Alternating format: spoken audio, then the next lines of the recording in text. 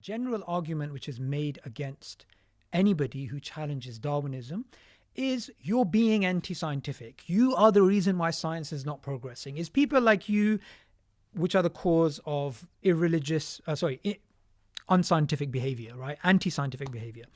Now, the problem with this argument is it's a complete misunderstanding of what is anti-scientific and what is a basic academic position in the philosophy of science, which is known as instrumentalism.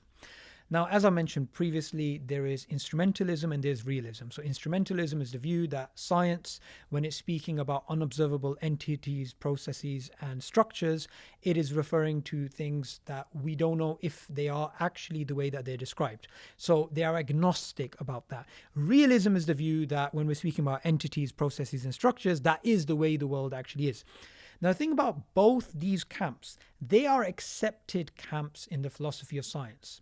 So if someone, just because you are proposing the view of instrumentalism, is calling you anti-scientific, then they clearly do not understand the philosophy of science. However, what's important to take away is even if you happen to be a realist, being a realist doesn't mean that you believe science will give you truth with a capital T, as in that truth cannot be changed due to the problem of induction or a new interpretation of the same data.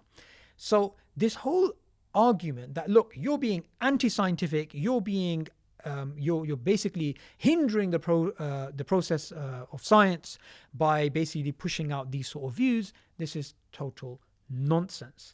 The real issue when it comes to Darwinism, and I think this is very important to understand, it's not to do with, is this species really related to that species, what's going on here.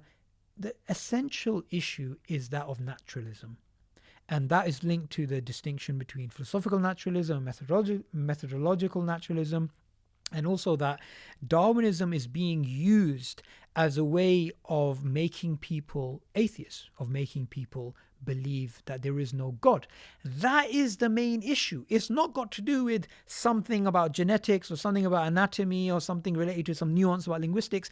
Those are all side issues. The main thing, which is why Darwinism should be tackled, is the naturalism which is associated with it, and the fact that people like Richard Dawkins, they want people to disbelieve in God, and they're using Darwinism as an excuse for that. So that's the real crux of the issue. It's not got to do with some little nuance in some little field in biology. The big issue is naturalism versus the belief in God. That is the crux of the matter, and that is what I hope that anybody watching this channel will understand, that these are the issues that we're really dealing with.